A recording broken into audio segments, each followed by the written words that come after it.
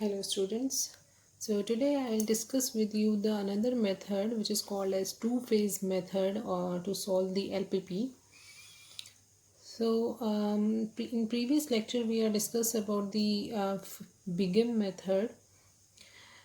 तो क्या होता है जब भी हमारे पास ग्रेटर देन और इक्वल टू टाइप कंस्ट्रेंट होती हैं तो हमने देखा है कि हमने उसे सॉल्व किया है बिगिन मेथड से। तो एक और मेथड आता है यहाँ पर जो कि है टू फेज मेथड।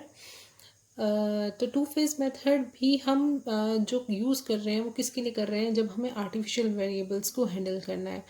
तो इसका मतलब है कि ग्रेटर देन और लेस देन की इक्वेशंस जिसमें कंस्ट्रेंट्स हमें हैं तो उस वाली टाइप की जो कंस्ट्रेंट्स मिलेंगी जहाँ पर हमें, तो वहाँ पर ये वाला मेथड भी एप्लीकेबल है। टू फेज मेथड भी हम वहाँ अप्लाई कर सकते हैं। तो देखो क्या होता है, in this method the LPP is solve in two phases. दो फेजेस के थ्रू हम क्या करते हैं, LPP को सॉल्व करते हैं। फर्स्ट फेज में हम क्या करेंगे, जो ऑब्जेक्टिव फंक्शन क्रिएट करेंगे वो हम नाम दे रहे हैं W से। बहुत सारी बुक्स में आपको रेफर होगा Z डैश के थ्रू भी, पर मैं इसको यहाँ पर W के थ्रू ही ले रही हूँ।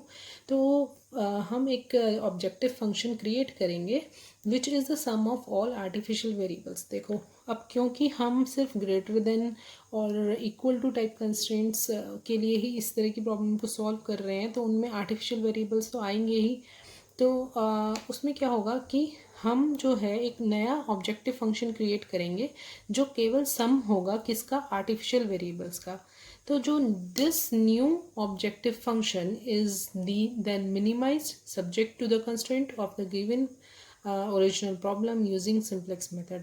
तो जो भी हम नया ऑब्जेक्टिव फंक्शन बनाएंगे आर्टिफिशियल वेरिएबल के थ्रू, उसको हमें क्या करना होगा, मिनिमाइज करना होगा।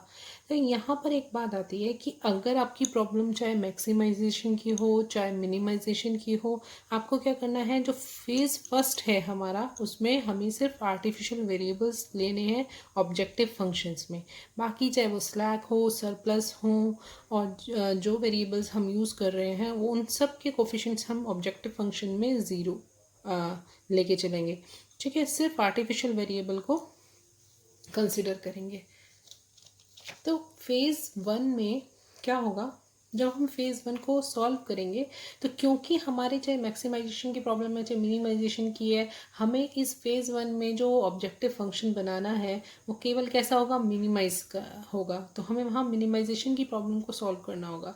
तो देखो वो जो मिनिमाइजेशन की प्रॉब्लम है उसमें जो हमारा W मिनिमम आएगा, मतलब जो ऑब्जेक्टिव फंक्शन आएगा निकल के, जो सम आएगा हमारा टोटल कॉस्ट जो आएगी हमारी मिनिमाइजेशन की, वो कैसी, अगर है ग्रेटर देन ज़ीरो है, पॉजिटिव मिल रही है और at least one artificial variable appear है बेसिस में at positive level, positive value के साथ, तो वहाँ पर नो फिजिबल सॉल्यूशन मिलता है हमें। कैसा सॉल्यूशन मिलता है हमें यहाँ पर, नो फिजिबल सॉल्यूशन। अगर W minimum equal to zero है और अगर आर्टिफिशियल वेरिएबल कोई भी प्रेजेंट नहीं है उस टेबल में, तो फिर हमें बेसिक फिजिबल सॉल्यूशन मिलेगा। और अगर W minimum equal to zero है पर कोई ना कोई एक वेरिएबल भी अगर आर्टिफिशियल वेरिएबल अपीयर है या एग्जिस्ट कर जाता है, ठीक है, तो फिर भी हमें क्या मिलता है, फिजिबल सॉल्यूशन मिलता है। अब देखो अगर तो हमारे ग्रेटर देन ज़ीरो है और कोई एक at least one variable artificial variable exist कर जाता है, तो ये तो लेवल जो फेज़ वन है यहीं ख़त्म हो जाता है। इसमें फ़ेज़ टू में हम जाने की ज़रूरत नहीं, क्योंकि हमें does not exist the feasible solution, यहाँ पर नो फिजिबल सॉल्यूशन हमें मिल रहा है। ठीक है, बट जब अगर हमारे पास ये दो कंडीशंस हैं, अगर ये चीज़ होती हैं तो फिर क्या होता है, हम फेज़ टू में जाते हैं। ठीक है, जब हम फेज़ टू में जाते हैं तो क्या होगा कि जो फेज़ वन की लास्ट टेबल आएगी हमारी, हम उसी से ही स्टार्टिंग करेंगे फेज़ टू की। ठीक है, तो सेकंड और थर्ड के थ्रू ही हम किस में जाएंगे, फेज़ सेकंड में। और फेज़ सेकंड में हमारी जो फाइनल टेबल होगी फेज़ वन की, वो ही हमारी स्टार्टिंग टेबल बन जाएगी फेज़ सेकंड के लिए। ठीक है, अब artificial objective function is replaced by original objective function. अब क्या होगा, इसमें से आर्टिफिशियल वेरिएबल्स की जो है वो ऑब्जेक्टिव फंक्शन की बजाय कौन सा आ जाएगा, ओरिजिनल ऑब्जेक्टिव फंक्शन जो क्वेश्चन में दिया हुआ है वही यूज़ होगा। ठीक है, वही यूज़ होगा, उसके थ्रू ही हम ऑप्टिमम सॉल्यूशन को फाइंड आउट करेंगे। तो अभी हम नेक्स्ट लेक्चर में देखते हैं कुछ एग्जांपल्स के थ्रू कि कैसे हम टू फेज मेथड के थ्रू क्वेश्चंस को सॉल्व करते हैं.